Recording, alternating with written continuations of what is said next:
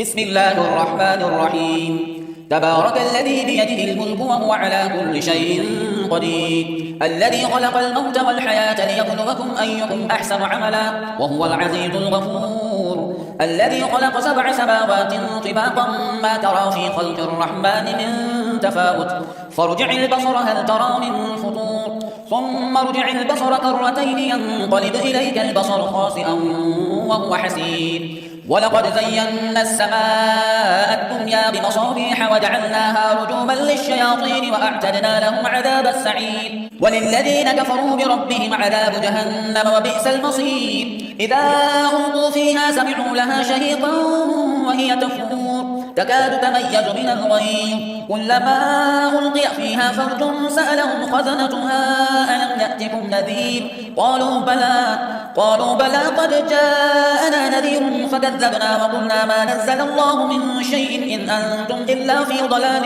كبير، وقالوا لو كنا نسمع أو نعقل ما كنا في أصحاب السعير، فاعترفوا بذنبهم فسحقا لأصحاب السعير. إن الذين يخشون ربهم بالغيب لهم مغفرة وأجر كبير، وأسروا قولكم أو اجهروا به إنه عليم بذات الصدور، ألا يعلم من خلق وهو اللطيف الخبير. هو الذي جعل لكم الأرض ذلولا فامشوا في مناكبها وكلوا من رزقه وإليه النشور. أأمنتم من في السماء أن يخسف بكم الأرض فإذا هي تمور، أم أمنتم من في السماء أن يرسل عليكم حاصبا فستعلمون كيف نذير. ولقد كذب الذين من قبلهم فكيف كان نكير. أولم يروا إلى الطير فوقهم صافات ويقبض ما يمسكهن إلا الرحمن إنه بكل شيء بصير. أمن هذا الذي هو جند لكم ينصركم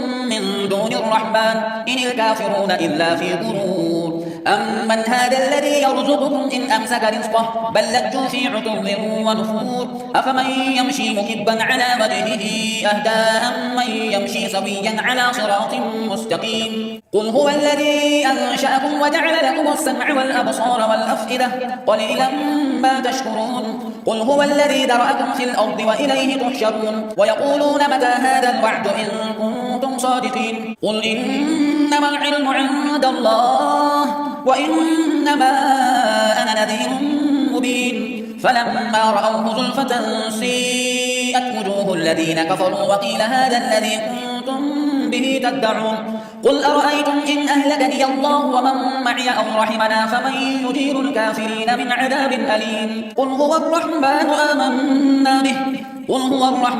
آمنا به وعليه توكلنا فستعلمون من هو في ضلال مبين. قل أرأيتم إن أصبح ماؤكم غورا فمن يأتيكم بماء معين. صدق الله العظيم.